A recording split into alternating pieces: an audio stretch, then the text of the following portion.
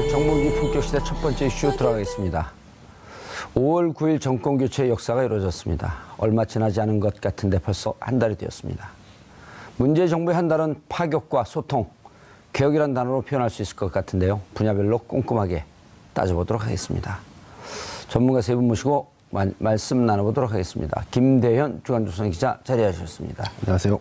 예, 최민희 더불어민주당 전 의원 나오셨습니다. 안녕하세요. 예, 반갑습니다.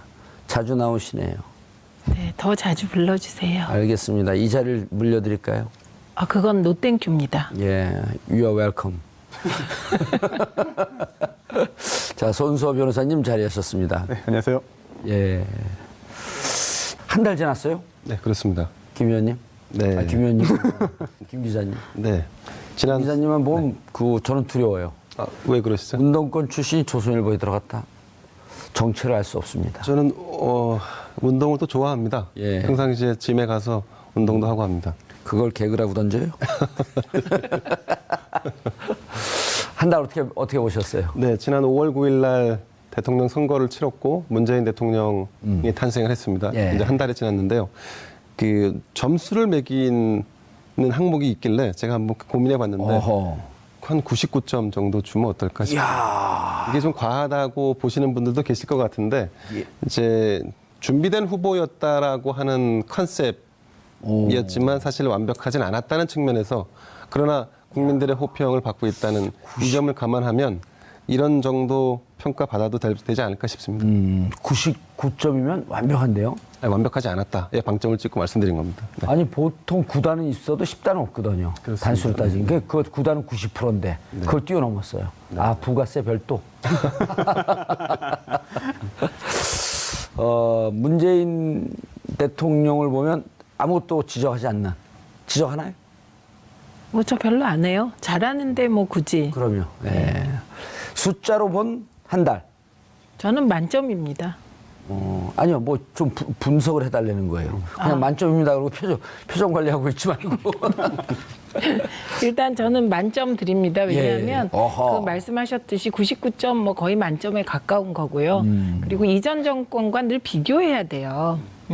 이전 정권의 한 달과 비교해 보면 예. 거의 만점에 가깝고 그냥 만점입니다. 그리고 무엇보다 국민에게 이렇게 기쁨을 준 대통령이 있었나. 예. 제 기억에는 이제 문민정부 출범하고 김영삼 대통령이 초기에 예. 하나에 정리하면서. 예, 하나에 정리하면서 YS는 못 말려라는 책이 나올 만큼 사랑받은 적이 있거든요. 그래도 83%. 그렇죠. 그런데 지금은 뭐 거의 모든 국민이 뭐 기쁨을 느끼고 또 보면 즐거운 거잖아요. 예. 네, 그래서 그 일도 잘할 뿐만 아니라 만점 줍니다. 그래서 개혁과 통합을 적절하게 안배하면서 잘 가고 있고, 그다음에 이제 두 번의 인상적인 추도사와 추념사가 있었는데 예.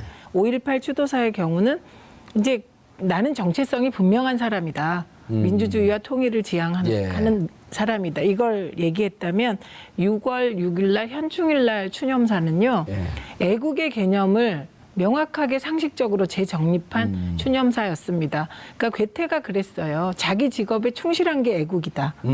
예, 그걸 딱 적용시킨 추념사였습니다. 그래서 저희 어머니까지도 아 내가 애국자였구나 이런 생각을 하게 됐으니 국민에게 이렇게 뿌듯한 감정을 준 대통령이 어떤 워딩이 있을까요? 그런 인상을 줬나요? 청계천에서 그 미싱 박으면서 고생한 노동자들도. 노동자도, 파독 광부도, 파독 간호사도, 이 전부 진정한 애국자다. 예. 그것이 뭐 꼭 총 들고 싸우고 민주화 운동하고 막 이래야 애국자가 아니라 자기 선 자리에서 자기 직업에 충실하면 그게 공익이고 애국자다. 저는 이 개념은 굉장히 좋은 것 같습니다. 조금 더 각색해서 해석하면 전태일 열사, 노동 3권을 보장하라고 하면서 분신 자살했던 전태일 열사도 애국자고 보수 진영을 단결시키기 위해서 만들어졌던 국뽕영화, 국제시장도 애국자였다. 그렇죠. 그러니까 야. 그래서 그게 통합의 메시지가 그 이상의 메시지가 없는 것 같고 이건 이제 살짝 말씀드리면 그동안의 애국이라는 개념은 보수의 전유물처럼 되어 있었잖아요.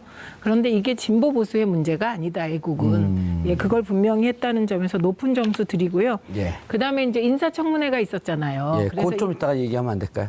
근데 인사청문회가 있어서 좀 지지율이 떨어질 줄 알았더니 뭐 갤럽 조사 이번 주 보면 82%입니다. 조금 주저앉았다가 지난번에 이제 그 사드 문제 때문에 살짝 70%까지 갔다가 78%로 갔다가 다시? 다시 82%로 반등했는데 이게 역사상 어느 대통령이 집권 초기에 예. 대개 이제 인사 문제로 지지율이 떨어지기 시작했는데 이렇게 단기에 반등한 대통령은 없었거든요. 근데 이거는 국민들께서 그냥 이보다 더 좋을 수 없다. 지금 그렇게 생각하시고 있는 것 거의 같습니다. 신의 수준이다.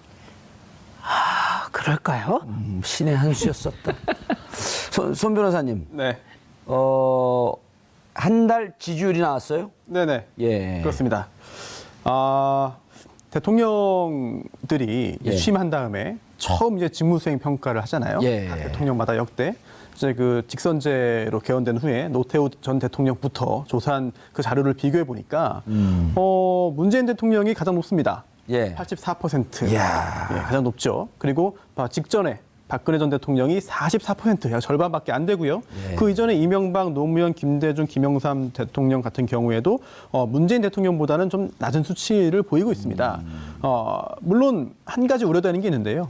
지금 이게 기존에 그 문재인 대통령 전에 대통령 같은 경우에는 이제 12월에 당선되고요. 예. 그다음에 인수위 과정 거쳐서 취임한 다음에 또 한두 달 있다가 조사한 결과예요. 예. 그래서 기간이 좀 길었다. 네, 당선 후에 서너 달 후에 조사한 거고 문재인 대통령은 한 달 후거든요. 바로 예. 취임했으니까. 그래서 문재인 대통령도 방심하고 안심하기보다는 더욱더 물론 지금도 굉장히 잘하고 있습니다만 더 열심히 하고 관리를 좀 더 잘해주면은 지금의 지지율이 유지되지 않을까 싶은 생각이 들고요. 또 작가님들이 오늘 굉장히 재미있는 자료를 좀 많이 준비한 것 같습니다.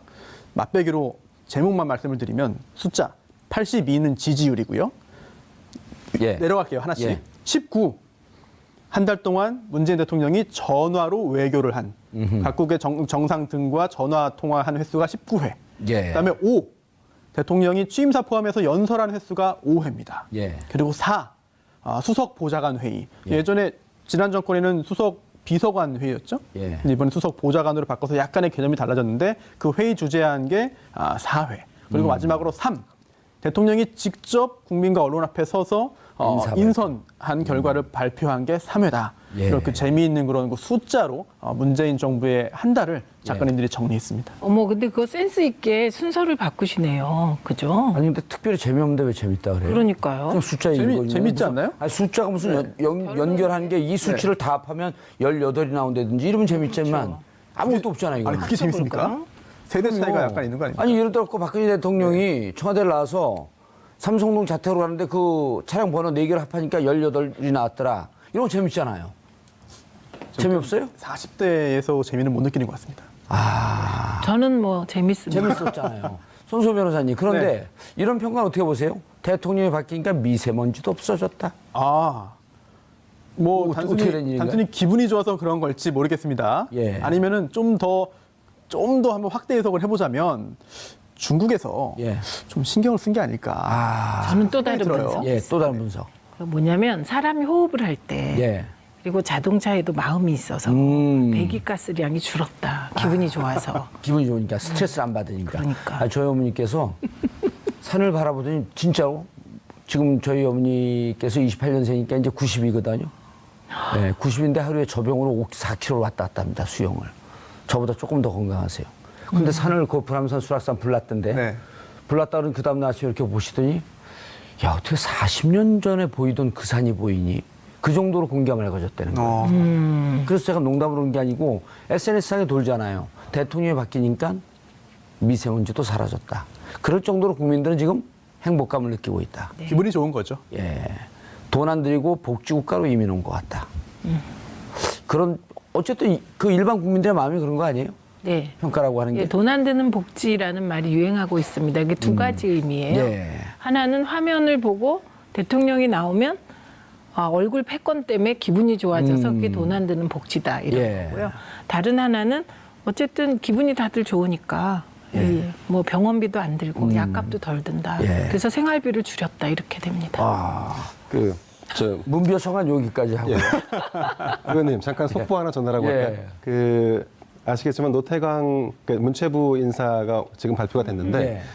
그 지난번 그 박근혜 대통령이 재직 시절에 승마협회를 조사하라 해서 조사를 제대로 하지 않았던 당시 노태강 국장을 지금 문체부 2차관에 임명하는 발표가 오늘 있었습니다. 아, 그때 참 나쁜 그분 아니죠? 참 나쁜 사람 해서 찍어서 그 문체부에서 이를테면 밀어냈던. 옷을 벗게 했던 예. 그 노태강 전 국장이 예. 차관으로 다시 돌아왔습니다. 수첩을 보면서 참 나쁜 사람들이다 그러면서 2명을 찍었잖아요. 그렇습니다. 진재수 과장인가요? 맞습니다. 진재수 노 국장하고 진재수 과장이죠. 저분들이 지금 2명 다 들어온 건가요? 노 국장만 지금 노태강 국장만 지금 제2차관으로 임명을 했다는데. 지금 문체부 제2차관이면은 지금 재판을 받고 있는 김종 전 차관이 했던 그 자리죠. 그렇습니다. 예, 그러니까 의미가 있네요. 근데 좀 특이하네. 왜냐하면 저기 2차관은 주로 정무차관이거든요. 그렇죠. 그렇죠. 정무직인데 저분은 노태강 국장 같은 경우는 문체부에서 그 잔뼈가 굵은 그 후배 공무원으로부터 꽤 그 지지를 받았던 그런 분들이란 말이에요. 근데 왜 정무직으로 임명을 했을까? 저 부분은 제가 좀 설명을 드리면 예. 지금 도종환 문체부 장관 후보자가 예. 지난번 이를테면 지난 정권에서 뭔가 피해를 그러니까 정도에서 벗어난 올바르지 않은 어떤 정부적인 판단을 통해서 공직에서 물러난 분들도 다시 한번 기회를 줘야 한다는 게 도종환 후보자의 생각이었었습니다. 그 부분을 이미 이제 언론을 통해서 밝힌 적이 그랬죠. 있었고요. 예. 네. 아마 그런 차원에서 강력히 추천하지 않았을까 싶고 그리고 또 현 정부도 지난번 있었던 문화부에서 있었던 여러 가지 블랙리스트 사건 그리고 국정농단 사건의 핵심이었던 이 부분을 다시 원상 회복 혹은 바로 잡는다는 차원에서 지금 이 인선이 있지 않았나 싶습니다. 이번에 법무부 대검 차장으로 온 네네. 봉욱 네, 19기죠. 그렇습니다. 19기에서 검찰 검사 임명시험에서 1등한 사람. 우병우가 영원히 열등감으로 생각했던 사람. 계속 물 먹고 있었거든요. 그렇습니다. 네. 자기를 앞서는 1등이니까. 걔 물 먹고 형사부장으로 돌다가 이번에 대검 차장으로 왔잖아요. 북부지검장을 하고 있었죠. 그렇죠. 네, 그렇습니다. 네네. 북부지검장도 그렇게 좌천된 인사는 아니었었는데. 그렇습니다. 다만 이제 중앙에 들어와서 뭔가 역할을 하는 거는 이제 중앙에서 요직은 마치 못했다라는 분석이 있었죠. 예. 그분은 후배 검사들한테도 신망이 좋고 인품이 좋다고 그렇게 평이 나 있었는데 계속 어쨌든 중앙으로 못 들어오고 있었거든요. 그렇습니다. 그런 분들이 다시 중앙으로 들어와서 검찰의 중립성, 독립성. 우병우 그분은 4가지가 없다 그랬잖아요. 4가지요? 예. 네, 그렇습니다. 4가지가 없는데. 그게 전체적으로 저런 게 네네. 공무원 공직 사회에 사기를 좀 진작시키는 데 도움이 되지 않을까요? 그러니까 변화의 바람을 불어 넣는다는 측면에서 본다 그러면 예. 굉장히 프레시한 인선이 아닐까 싶습니다. 그리고 옳지 않은 지시에 대해서 버티다가 물을 먹었는데 다시 복귀되는 그럼 밑에 있는 공무원들이 우리도 정의롭게 살면 언젠가 기회가 있겠구나.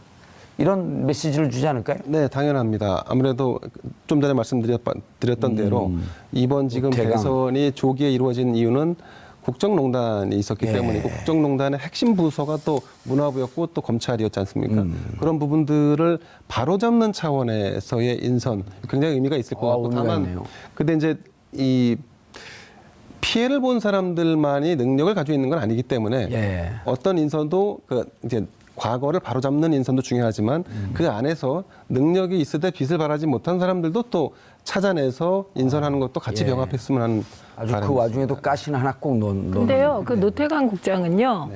그러니까 제가 방송위원회에 있을 때 이런저런 그러셨군요. 업무를 예. 같이 이렇게 교류를 하니까요. 예.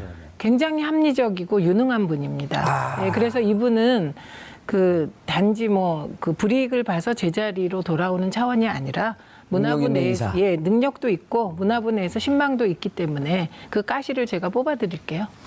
그 장관 있다가 밀려난 분은 누구였었죠? 문화부 장관? 유진용 장관. 유진용 장관도 그 문체부 내에서 승진한 케이스 아니에요? 그렇죠. 그분도 상당히 후배 공무원들로부터 신망과 존경을 받는. 신망과 존경도 받았고 예. 배짱도 있고 유능한 분이고요.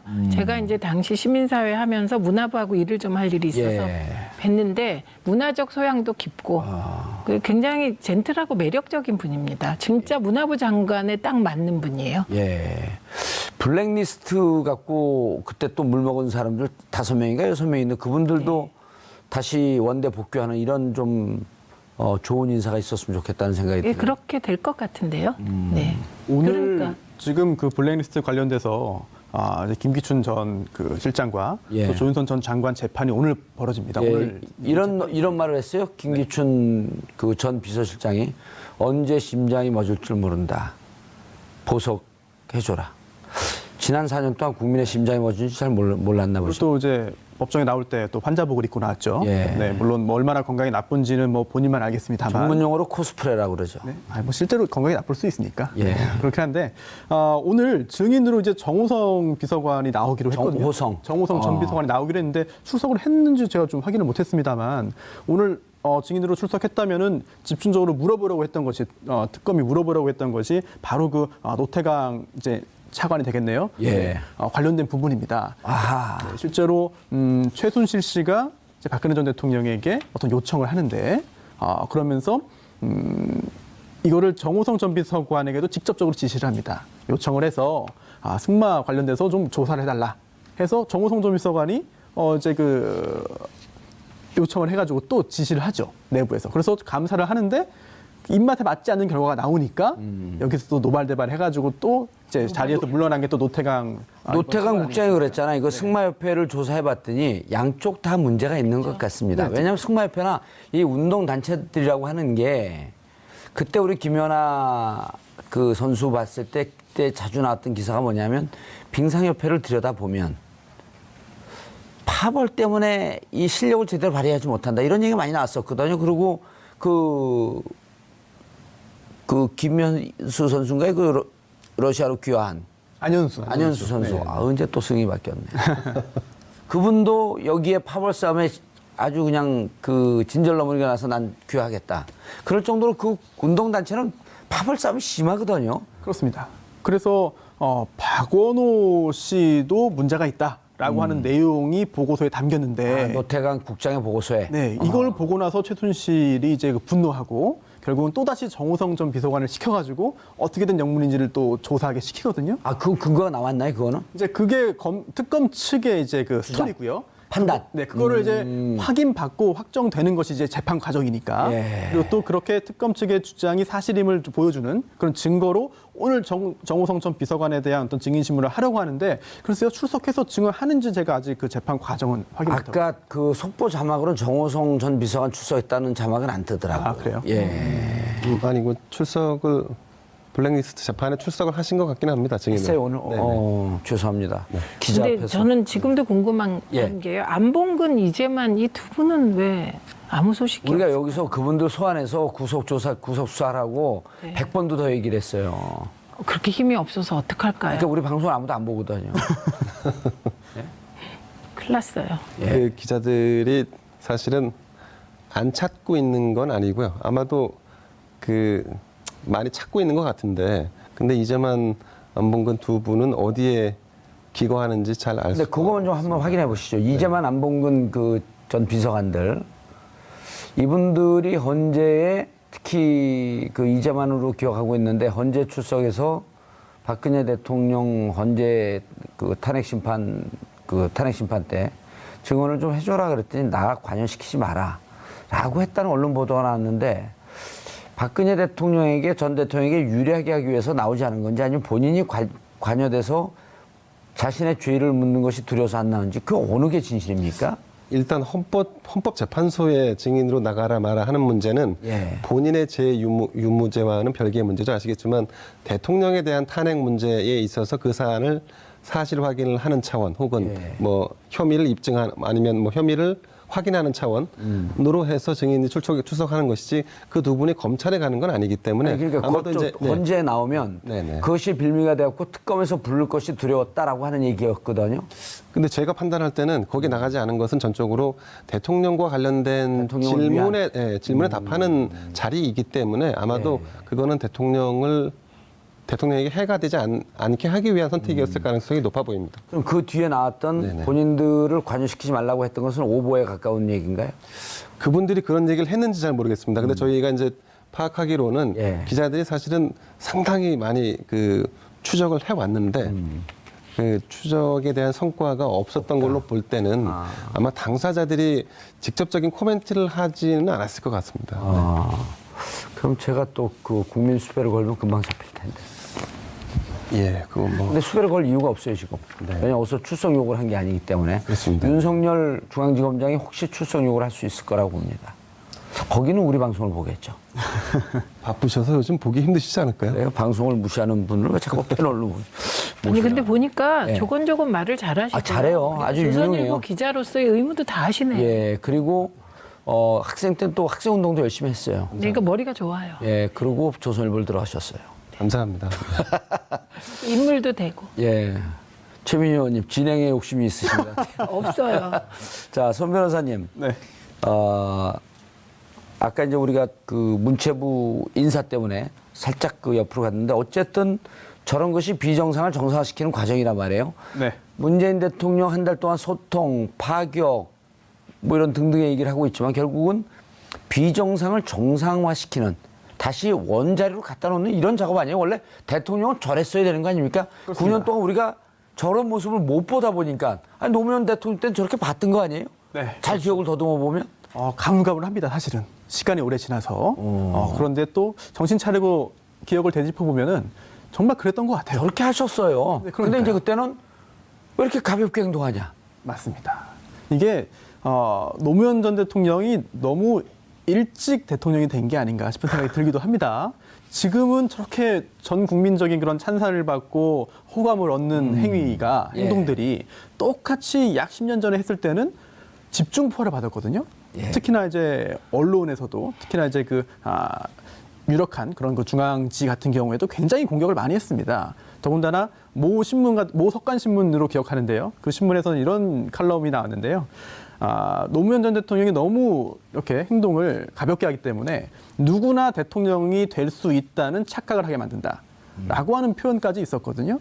이 정도로 굉장히 많은 비난을 받았는데 지금 생각하면은 그게 오히려 참된 대통령의 모습이 아닌가 싶습니다. 그리고 또 이번 한 달 동안에 또 초반부에 굉장히 또 뇌리에 깊게 박힌 게 뭐냐면 회의하는 모습이었습니다. 앞으로 의무적으로 이야기를 하라. 반박할 게 있으면 반박을 하라. 무조건 조용히 적는 것은 회의가 아니다. 라고 했던 말이 기억에 남는데요. 회사에서도 일반 기업에서도 회의할 때 한 명만 말하고 아랫사람들은 가만히 있으면 회의가 아닐 뿐더러 시간 낭비에 가깝거든요. 혹시라도 그 전 정권에서 진정한 회의가 이루어지지 못했고 이번에 이렇게 이제서야 수년 동안 못했던 거를 제대로 이제 회의가 진행된다라고 한다면은 국민들이 보시기에 왜 문재인 대통령에 대해서 기대를 많이 하는지 그런 것들을 이제 짐작할 수 있는 하나의 그런 그 장면이 아닐까 싶습니다. 저는 이렇게 되면은 옳지는 않겠지만 이 대목을 한번 좀 점검을 하고 싶어요. 그 박근혜 전 대통령이 기자들하고 얘기하다가 대면 보고가 그렇게 중요한가요? 허허허 웃으면서 장관들을 보죠. 필요하다고 생각하세요? 필요하다고 생각하세요? 허허허 장관들이 웃으면서 고개를 숙였던 그분들이 왜 웃었는지 이걸 한번 조사해보고 싶어요. 겸연쩍어서. 네. 대면 보고를 하려고 하는데 못하게 하니까. 그렇죠. 겸연쩍 어쨌든 대통령께서 그냥 막 다 마이크가 카메라가 돌아가는데 호호호 그러시면서 대면 보고가 필요하다고 생각하세요. 웃으니까 따라 웃어야 되는 거예요. 그리고 쳐다봤어요 이렇게. 딱 레이저를 쐈어요 거기다가. 개혁 소통하는 모습에 국민들이 정말 속이 시원하다. 근데 이 소통이요, 보시면 노무현입니다 영화를 보면 그 안에 노무현 대통령에 관한 여러 증언이 나오는데 과연 노무현의 시대가 올까?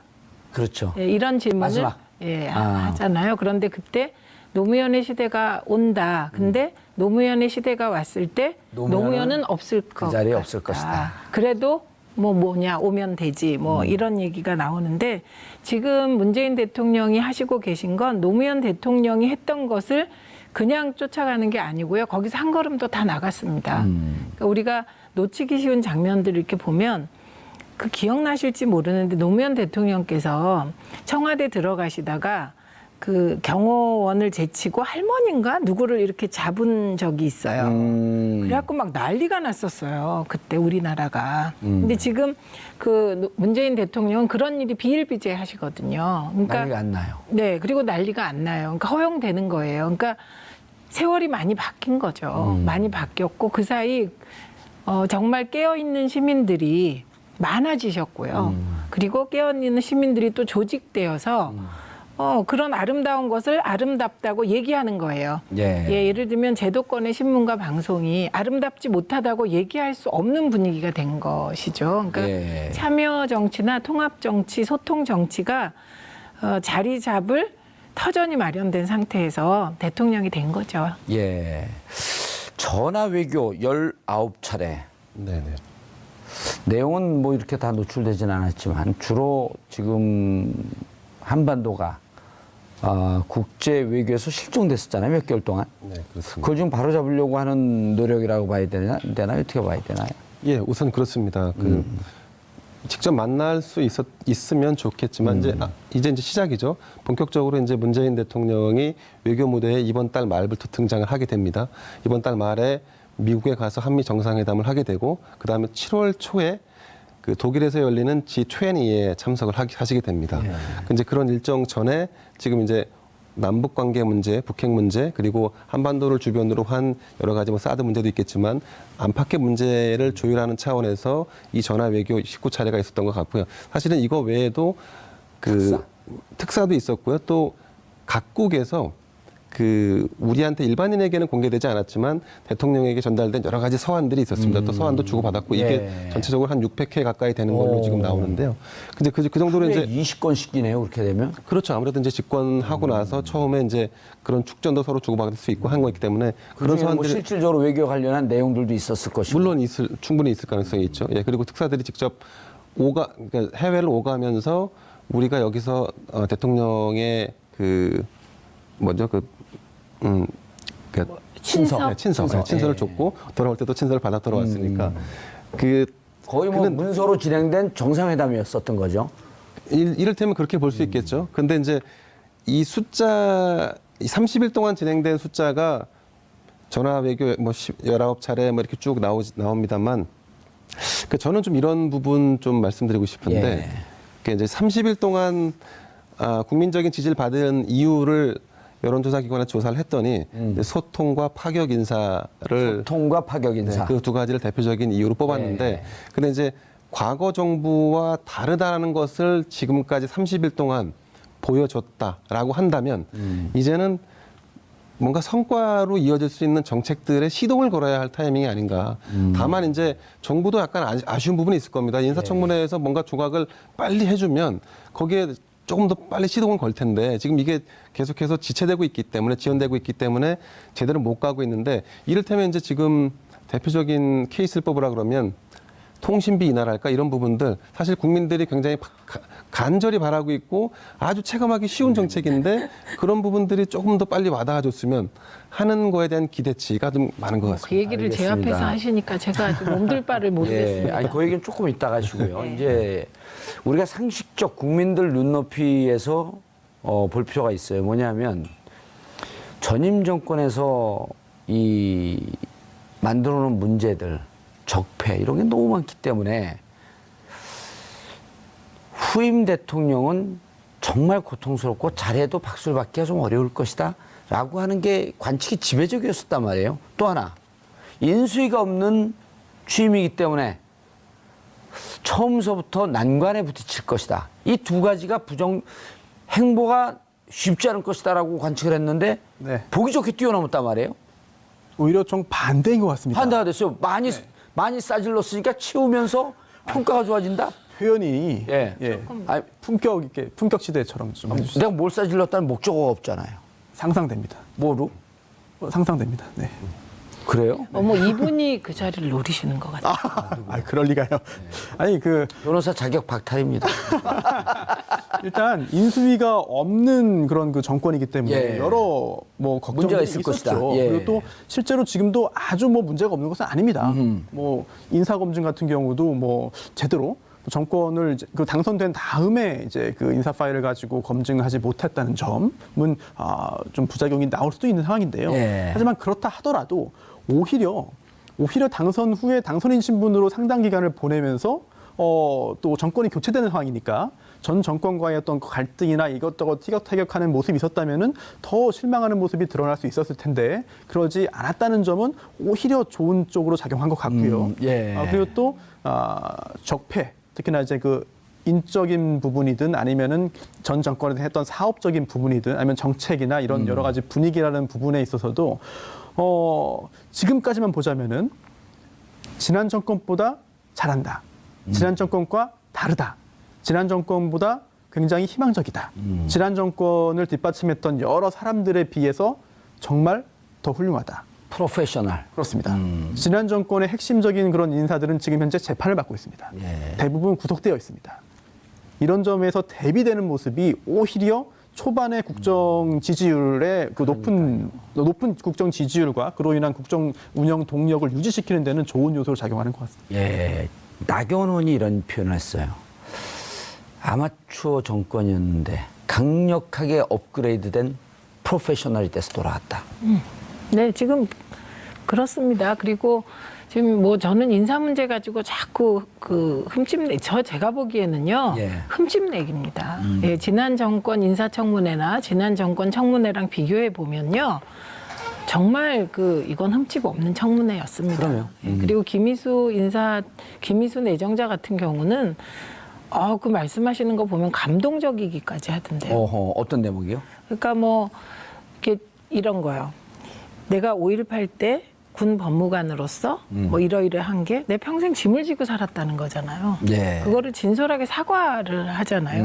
예, 근데 그 장면에서 제가 좀 기이했던 거는 그 5.18에 대해서 그렇게 중요시하는 자유한국당이 그러면 예전에 좀 5.18 임을 위한 행진곡도 같이 부르게 해주고 또 5.18 정신을 좀 헌법에 먼저 넣자고 얘기도 해주고 자유한국당 입장에서는 김인수 재판관이 잘한 거거든요. 그분들의 관점에서. 그죠, 이상한 거죠. 예. 지금에 와서 이렇게 기준이 마구 달라지시는 거. 그리고 그래서 이상하고요. 그리고 더 감동적인 장면은 그 사형 선고 받은 버스 운전사가 나타났잖아요. 예. 그래갖고 거기에 머리 숙여서 사죄하는 모습이 사진이 나왔습니다. 그래서 청문회가 이루어진 화해 이거였거든요. 그 이상하게 저는 그걸 보니까 좀 울컥했고요. 그다음에 요건 제가 잘 알죠. 왜냐하면 2012년에 제가 김희수 재판관 청문위원이었어요. 그때 요 문제를 제가 집요하게 막 물었죠. 그때 국회의원이었었나요? 네, 제가 한때 국회의원이었어요. 아니 2012년 몇 월인지 제가 잘 몰라갖고. 그러니까 2012년 제가 6월 1일 날 임기 시작했으니까 예. 그 이후에 청문회가 있었습니다. 근데 그때 이걸 계속 팠어요. 팠는데 군 법무관이었잖아요. 그렇죠. 네, 그랬을 뿐만 아니라 그때는 전두환 군부 정권 하잖아요. 그때 사실 저는 지금 생각하면 제가 역사 교과서 왜곡 제대로 해결 못하는 전두환은 물러가라라고 외친 것이 그게 감옥 가서 깜빵 살 일인가. 요새도 가끔 이상하거든요. 그게. 그 감옥 가셨어요, 그래갖고? 네. 오. 그래서 그게 막 고문받고 뭐 이럴 일이 아닌데 두들겨 맞고 막 이랬거든요. 그런 시절이었다는 거예요. 그래서 지금의 잣대로 그 당시의 판결을 문제 삼는 건 정말 아닌 것 같고요. 생각해보니까 그때 저도 감옥인가 뭔가를 갔다 왔던 것 같은데. 그랬던 것 같아요. 예. 빨주노초 파남보 유인물 뿌리고. 예. 그랬던 것 같아요. 그래서 근데 그때 제가 더 이상 못한 게 5.18 단체들의 어르신들 중에 저한테 전화를 하셔서 김희수 재판관은 그래도 그때 우리들의 처지를 많이 이해해주고 아하. 이런 분인데 예. 그 말하자면 저보고 소영웅주의 비슷한 국회의원들이 예. 그런 잘 모르면서 파고 들어가지 마라. 그렇죠. 그래서 제가 이거는 뭔가 다른 사연이 있다 그러고 딱 중단했던 사안이에요. 전문용어로 파파미. 네. 예. 청문회 얘기로 좀 넘어가 보죠. 시간이 없는데 청문회 네. 어떻게 될 것 같습니까? 지금 네. 야당의 분위기는 일단 김희수 재판관은 넘어가나요? 꼭 그렇지만은 않을 것 감사원의 같습니다. 고발이라고 하는 것을 전제로 넘어가겠다. 이런 건가요?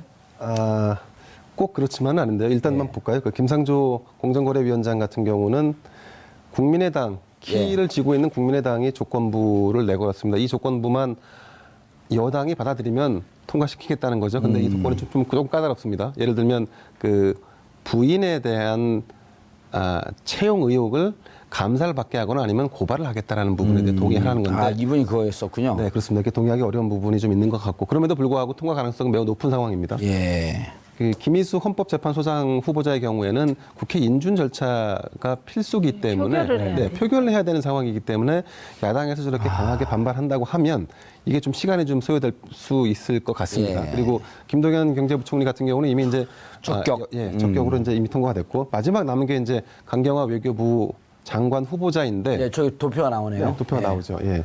그 보이는 대로 야. 여당을 제외한 나머지 야당들은 다 부적격 혹은 사퇴를 요구하고 있는 상황입니다. 예. 그러다 보니까 이제 여의도 정치권에서 이제 나오는 얘기는 예. 강경화 후보자가 이를테면 유리천장을 깬 후보자라는 상징적인 의미도 있고 여러 가지 국제사회의 경험도 충분히 있으되 하지만 지금은 정치적 판단이 필요한 시점이 아닌가. 예. 선의와 명분만 가지고 우리가 얘기하기는 좀 어렵지 않나. 뭐 이런 얘기들이 나오는 것 같습니다. 잠깐 이 부분에 대해서 할 말이 잠깐만 해주세요. 잠깐만. 네, 잠깐만. 왜냐하면 저는 강경화 내정자가 저렇게 그 보호막 없이 혼자 집중 포화를 받는 게 두 가지 이유 같아요. 하나는 여성이라는 이유고요. 예. 그다음에 나머지 하나는 이분이 국내에서 활동을 안 하셔서 네트워크가 없잖아요, 국내에. 예, 그렇기 때문에 저렇게 당하는 것 같고 그래서 빅딜의 희생자가 역설적으로 더 되면 안 된다. 알겠습니다. 그리고 세상에 유엔에서 일 잘하는 분 모셔와가지고 이렇게 흠집내기 이렇게 하고. 흠집내서 어떻게 하시겠다는 겁니까? 정말 야당들 너무하세요. 그런데 최민희 의원님, 그거 너무하다 그러고 대처 없이 그냥 지르고 끝내지 마시고요. 대통령 캠프에서 있었고, 그러니까 이런 제안 한번 해보세요. 지금 한 10분 정도, 아직 11분 정도 내정을 하지 않았어요. 6명 정도 했고, 11명 중에 한 5명 내지 6명 정도를 자유한국당 2명, 바른정당 1명, 국민의당 1명, 당에서 추천해줘라, 의원들 중에서. 연립정부 구성하는 거네. 연립정부 구성이 아니라 협치입니다, 이거는. 그 장관들을 자유한국당에서 2명, 각 1명 정도, 혹은 2명씩 괜찮습니다. 그리고 그분들, 의원들 중에서, 반드시 조건입니다. 의원들 중에서, 그리고 지금의 잣대로 청문회를 하자. 네. 알겠습니다. 예, 그러면은 청문회 정국이 끝납니다. 예. 예, 꼭 얘기하세요. 정갈공명이십니다. 발음이 영 안 좋습니다. 자, 문재인 대통령 30년이 아니라 30일. 큰일 날 뻔했습니다. 농담하는 척 하면서 문비어 청가를 제대로 부를 뻔했습니다. 30일, 앞으로 100일, 1년, 2년. 국민들에게 큰 기쁨을 주는 그런 파격과 소통, 행보를 이어갔으면 하는 바람입니다. 잡는다는 차원에서 지금 이 인선이 있지 않았나 싶습니다. 이번에 법무부 대검 차장으로 온 네네. 봉욱 네, 19기죠. 그렇습니다. 19기에서 검찰, 검사 임명시험에서 1등한 사람. 우병우가 영원히 열등감으로 생각했던 사람. 계속 물 먹고 있었거든요. 그렇습니다. 네. 자기를 앞서는 1등이니까.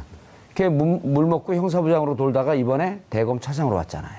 동부지검장을 북부지검장을 하고 있었죠. 그렇죠. 네, 그렇습니다. 네네. 북부지검장도 그렇게 좌천된 인사는 아니었었는데. 그렇습니다. 다만 이제 중앙에 들어와서 뭔가 역할을 하는 거는 이제 중앙에서 요직은 마치 못했다라는 분석이 있었죠. 예, 그분은 후배 검사들한테도 신망이 좋고 인품이 좋다고 그렇게 평이 나 있었는데 계속 어쨌든 중앙으로 못 들어오고 있었거든요. 그렇습니다. 그런 분들이 다시 중앙으로 들어와서 검찰의 중립성, 독립성. 우병우 그분은 4가지가 없다 그랬잖아요. 4가지요? 예. 네, 그렇습니다. 네. 4가지가 없는데. 그게 전체적으로 저런 게 네네. 공무원 공직 사회의 사기를 좀 진작시키는 데 도움이 되지 않을까요? 그러니까 변화의 바람을 불어 넣는다는 측면에서 본다 그러면 예. 굉장히 프레시한 인선이 아닐까 싶습니다. 그리고 옳지 않은 지시에 대해서 버티다가 물을 먹었는데 다시 복귀되는 그럼 밑에 있는 공무원들이 우리도 정의롭게 살면 언젠가 기회가 있겠구나. 이런 메시지를 주지 않을까요? 네, 당연합니다. 아무래도 좀 전에 말씀드렸던 대로 이번 지금 대강. 대선이 조기에 이루어진 이유는 국정농단이 있었기 때문이고 국정농단의 핵심 부서가 또 문화부였고 또 검찰이었지 않습니까? 그런 부분들을 바로잡는 차원에서의 인선 굉장히 의미가 있을 것 같고 의미가 다만 있네요. 근데 이제 이 피해를 본 사람들만이 능력을 가지고 있는 건 아니기 때문에 예. 어떤 인선도 이제 과거를 바로잡는 인선도 중요하지만 그 안에서 능력이 있으되 빛을 발하지 못한 사람들도 또 찾아내서 인선하는 것도 같이 병합했으면 하는 아주 바람이 그 와중에도 가시는 하나 꼭 넣는. 근데요, 그 노태강 국장은요. 그러니까 제가 방송위원회에 있을 때 이런저런 그러셨군요. 업무를 예. 같이 이렇게 교류를 하니까요. 예. 굉장히 합리적이고 유능한 분입니다. 예, 그래서 이분은 그 단지 뭐 그 불이익을 봐서 제자리로 돌아오는 차원이 아니라 문화부 능력 있는 내에서 인사. 능력도 있고 문화부 내에서 신망도 있기 때문에 그 가시를 제가 뽑아드릴게요. 그 장관 있다가 밀려난 분은 누구였었죠? 문화부 장관? 유진용 장관. 유진용 장관도 그 문체부 내에서 승진한 케이스 아니에요? 그렇죠. 그분도 상당히 후배 그 공무원들로부터 신망과 존경을 받는. 신망과 존경도 받았고 예. 배짱도 있고 유능한 분이고요. 제가 이제 당시 시민사회 하면 말려라는 책이 나올 만큼 사랑받은 적이 있거든요. 그래도 83%. 그렇죠. 그런데 지금은 뭐 거의 모든 국민이 뭐 기쁨을 느끼고 또 보면 즐거운 거잖아요. 예. 네, 그래서 그 일도 잘할 뿐만 아니라 만점 줍니다. 그래서 개혁과 통합을 적절하게 안배하면서 잘 가고 있고 그다음에 이제 두 번의 인상적인 추도사와 추념사가 있었는데 5.18 추도사의 경우는 이제 나는 정체성이 분명한 사람이다. 민주주의와 통일을 지향하는 사람이다. 이걸 얘기했다면 6월 6일 날 현충일 날 추념사는요. 애국의 개념을 명확하게 상식적으로 재정립한 추념사였습니다. 그러니까 괴테가 그랬어요. 자기 직업에 충실한 게 애국이다. 예, 그걸 딱 적용시킨 추념사였습니다. 그래서 저희 어머니까지도 내가 애국자였구나 이런 생각을 하게 됐으니 국민에게 이렇게 뿌듯한 감정을 준 대통령 어떤 워딩이 그런 인상을 줬나요? 청계천에서 그 미싱 박으면서 고생한 노동자들도. 노동자도 파독 광부도 파독 간호사도 이 전부 진정한 애국자다. 예. 그것이 뭐 꼭 총 들고 싸우고 민주화 운동하고 막 이래야 애국자가 아니라 자기 선 자리에서 자기 직업에 충실하면 그게 공익이고 애국자다. 전 이 개념은 굉장히 좋은 것 같습니다. 조금 더 각색해서 해석하면 전태일 열사 노동 3권을 보장하라고 하면서 분신 자살했던 전태일 열사도 애국자고 보수 진영을 단결시키기 위해서 만들어졌던 국뽕영화 국제시장도 애국자였다. 그렇죠. 그러니까 그래서 그게 통합의 메시지가 그 이상의 메시지가 없는 것 같고 이건 이제 살짝 말씀드리면 그동안의 애국이라는 개념은 보수의 전유물처럼 되어 있었잖아요. 그런데 이게 진보 보수의 문제가 아니다. 애국은. 예, 그걸 분명히 했다는 점에서 높은 점수 드리고요. 예. 그다음에 이제 인사청문회가 있었잖아요. 예, 그래서 그건 좀 이따가 얘기하면 안 될까요? 근데 인사청문회가 있어서 좀 지지율이 떨어질 줄 알았더니 뭐 갤럽 조사 이번 주 보면 82%입니다. 조금 주저앉았다가 지난번에 이제 그 사드 문제 때문에 살짝 70%까지 갔다가 78%로 갔다가 다시? 다시 82%로 반등했는데 이게 역사상 어느 대통령이 집권 초기에 대개 이제 인사 문제로 지지율이 떨어지기 시작했는데 이렇게 단기에 반등한 대통령은 없었거든요. 근데 이거는 국민들께서 그냥 이보다 더 좋을 수 없다. 지금 그렇게 생각하시고 있는 것 거의 같습니다. 신의 수준이다. 그럴까요? 신의 한 수였었다. 손 변호사님, 네. 한 달 지지율이 나왔어요? 네네. 예. 그렇습니다. 대통령들이 예. 취임한 다음에 처음 이제 직무수행 평가를 하잖아요. 예. 5월 9일 금요일 정봉기 품격시대 첫 번째 이슈 들어가겠습니다. 5월 9일 정권교체 역사가 이루어졌습니다. 얼마 지나지 않은 것 같은데 벌써 한 달이 되었습니다. 문재인 정부의 한 달은 파격과 소통, 개혁이란 단어로 표현할 수 있을 것 같은데요. 분야별로 꼼꼼하게 따져보도록 하겠습니다. 전문가 세 분 모시고 말씀 나눠보도록 하겠습니다. 김대현 주간조선 기자 자리하셨습니다. 안녕하세요. 예. 최민희 더불어민주당 전 의원 나오셨습니다. 안녕하세요. 예, 반갑습니다. 자주 나오시네요. 네, 더 자주 불러주세요. 알겠습니다. 이 자리를 물려드릴까요? 아, 그건 노땡큐입니다. 예, you are welcome. 자, 손수호 변호사님 자리하셨습니다. 네, 안녕하세요. 예. 한 달 지났어요? 네, 그렇습니다. 김 의원님? 네. 아, 김 의원님? 김 기자님? 네. 김 기자님은 보면 저는 두려워요. 왜 그러시죠? 운동권 출신이 조선일보에 들어갔다. 정체를 알 수 없습니다. 저는 운동을 또 좋아합니다. 예. 평상시에 짐에 가서 운동도 하고 합니다. 그걸 개그라고 던져요? 한 달 어떻게 보셨어요? 네, 지난 5월 9일 날 대통령 선거를 치렀고 문재인 대통령이 탄생을 했습니다. 예. 이제 한 달이 지났는데요. 그 점수를 매기는 항목이 있길래 제가 한번 고민해 봤는데 어허. 한 99점 정도 주면 어떨까 싶어요. 이야. 이게 좀 과하다고 보시는 분들도 계실 것 같은데 예. 이제 준비된 후보였다라고 하는 컨셉이었지만 사실 완벽하진 않았다는 측면에서 그러나 국민들의 호평을 받고 있다는 이 점을 감안하면 이런 정도 평가 받아도 되지 않을까 싶습니다. 99점이면 완벽한데요? 아니, 완벽하지 않았다. 예, 방점을 찍고 말씀드린 겁니다. 네. 아니 보통 9단은 있어도 10단은 없거든요. 그렇습니다. 단수로 따지면. 그 9단은 90%인데 그걸 뛰어넘었어요. 아, 부가세 별도. 문재인 대통령을 보면 아무것도 지적하지 않는. 지적하나요? 뭐 저 별로 안 해요. 잘하는데 뭐 굳이. 그럼요. 예. 숫자로 본 한 달. 저는 만점입니다. 아니요, 뭐 좀 분석을 해달라는 거예요. 그냥 만점입니다. 그러고 표정 관리하고 있지 말고. 일단 저는 만점 드립니다. 왜냐하면 예. 어허. 그 말씀하셨듯이 99점 뭐 거의 만점에 가까운 거고요. 그리고 이전 정권과 늘 비교해야 돼요. 이전 정권의 한 달과 비교해 보면 예. 거의 만점에 가깝고 그냥 만점입니다. 그리고 무엇보다 국민에게 이렇게 기쁨을 준 대통령이 있었나. 예. 제 기억에는 이제 문민정부 출범하고 김영삼 대통령이 초기에 예. 하나에 정리하면서. 예, 하나에 정리하면서 YS는 못 병을. 저보다 조금 더 건강하세요. 근데 산을 그 불암산 수락산 불났던데. 네. 불났다 그러면 그 다음날 아침에 이렇게 보시더니 야, 어떻게 40년 전에 보이던 그 산이 보이니? 그 정도로 공경을 해가졌다는 거예요. 그래서 제가 농담으로 그런 게 아니고 SNS상에 돌잖아요. 대통령이 바뀌니까 미세먼지도 사라졌다. 그럴 정도로 국민들은 지금 행복감을 느끼고 있다. 기분이 좋은 거죠. 예. 돈 안 들이고 복지국가로 이민 온 것 같다. 그런, 어쨌든 그 일반 국민들의 마음이 그런 거 아니에요? 네. 평가라고 하는 게. 예, 돈 안 드는 복지라는 말이 유행하고 있습니다. 이게 두 가지 의미예요. 예. 하나는 화면을 보고 대통령이 나오면 얼굴 패권 때문에 기분이 좋아져서 그게 돈 안 드는 복지다 이런 예. 거고요.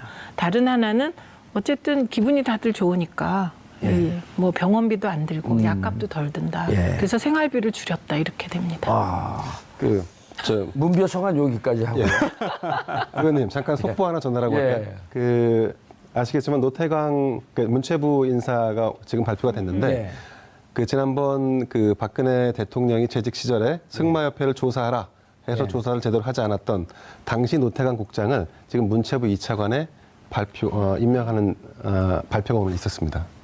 아, 그때 참 나쁜 그분 아니죠? 참 나쁜 사람 해서 찍어서 그 문체부에서 이를테면 밀어냈던. 옷을 벗게 했던 예. 그 노태강 전 국장이 예. 차관으로 다시 돌아왔습니다. 수첩을 보면서 참 나쁜 사람들이다 그러면서 2명을 찍었잖아요. 그렇습니다. 진재수 과장인가요? 맞습니다. 노 진재수 국장하고 진재수 과장이죠. 저분들이 지금 2명 다 들어온 건가요? 노 국장만 지금 노태강 국장만 지금 제2차관으로 임명을 했다는데. 지금 문체부 제2차관이면은 지금 재판을 받고 있는 김종 전 차관이 했던 그 자리죠. 예, 그렇습니다. 예, 그러니까 의미가 있네요. 근데 좀 특이하네요. 왜냐하면 저기 2차관은 주로 정무차관이거든요. 그렇죠. 그렇죠. 정무직인데 저분은 노태강 국장 같은 경우는 문체부에서 그 잔뼈가 굵은 그 후배 공무원으로부터 꽤 그 지지를 받았던 그런 분들이란 말이에요. 근데 왜 정무직으로 임명을 했을까? 저 부분은 제가 좀 설명을 드리면 예.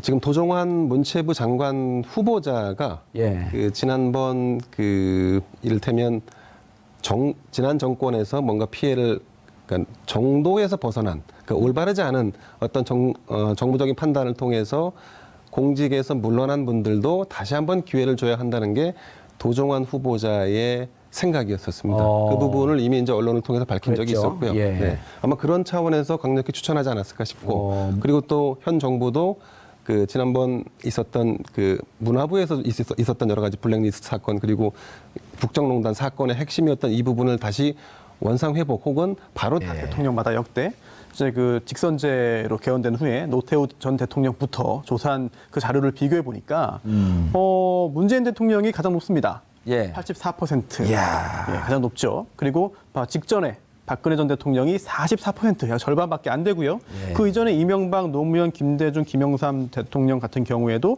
문재인 대통령보다는 좀 낮은 수치를 보이고 있습니다. 물론 한 가지 우려되는 게 있는데요. 지금 이게 기존에 그 문재인 대통령 전에 대통령 같은 경우에는 이제 12월에 당선되고요. 예. 그다음에 인수위 과정 거쳐서 취임한 다음에 또 한두 달 있다가 조사한 결과예요. 예. 그래서 그 기간이 좀 길었다. 네, 당선 후에 서너 달 후에 조사한 거고 문재인 대통령은 한 달 후거든요. 바로 예. 취임했으니까. 그래서 문재인 대통령도 방심하고 안심하기보다는 더욱더 물론 지금도 굉장히 잘하고 있습니다만 더 열심히 하고 관리를 좀 더 잘해주면은 지금의 지지율이 유지되지 않을까 싶은 생각이 들고요. 또 작가님들이 오늘 굉장히 재미있는 자료를 좀 많이 준비한 것 같습니다. 맛배기로 제목만 말씀을 드리면 숫자 82는 지지율이고요. 예. 내려갈게요. 하나씩. 예. 19. 한 달 동안 문재인 대통령이 전화로 외교를 한 각국의 정상 등과 전화 통화한 횟수가 19회. 예. 그다음에 5. 대통령이 취임사 포함해서 연설한 횟수가 5회입니다. 예. 그리고 4. 수석 보좌관 회의. 예전에 지난 정권에는 수석 비서관 회의였죠. 예. 근데 이번에 수석 보좌관으로 바꿔서 약간의 개념이 달라졌는데 그 회의 주재한 게 4회. 그리고 마지막으로 3. 대통령이 직접 국민과 언론 앞에 서서 인선한 결과를 발표한 게 3회다. 예. 이렇게 재미있는 그런 그 숫자로 문재인 정부의 한 달을 작가님들이 정리했습니다. 어머, 근데 그거 센스 있게 순서를 바꾸시네요. 그죠? 아니 근데 특별히 재미없는데 왜 재밌다 그래요? 그러니까요. 그냥 숫자 읽거든요. 재밌지 않나요? 아니, 숫자가 무슨 연결한 게 이 수치를 다 합하면 18이 나온다든지 이러면 재밌지만 아무것도 없잖아요. 이거. 아니 그게 재밌습니까? 세대 차이가 약간 있는 거 아닙니까? 아니 예를 들어 박근혜 대통령이 청와대를 나와서 삼성동 자택으로 가는데 그 차량 번호 4개를 합하니까 18이 나왔더라. 이런 거 재밌잖아요. 재미없어요? 40대에서 재미는 못 느끼는 것 같습니다. 저는 뭐 재밌습니다. 재밌었잖아요. 손소 변호사님. 그런데 네. 이런 평가는 어떻게 보세요? 대통령이 바뀌니까 미세먼지도 없어졌다. 뭐 어떻게 된 일인가요? 단순히 기분이 좋아서 그런 걸지 모르겠습니다. 예. 아니면은 좀 더 한번 확대 해석을 해보자면 중국에서 예. 좀 신경을 쓴 게 아닐까. 저는 또 다른 들어요. 분석. 예, 또 다른 분석. 그 뭐냐면 사람이 호흡을 할 때 예. 그리고 자동차에도 마음이 있어서 배기가스량이 줄었다. 기분이 좋아서. 기분이 좋으니까 스트레스를 안 받으니까. 그러니까. 저희 어머니께서 산을 바라보더니 진짜로 지금 저희 어머니께서 28년생이니까 이제 90이거든요. 네, 90인데 하루에 저병으로 4kg 왔다 갔다 합니다.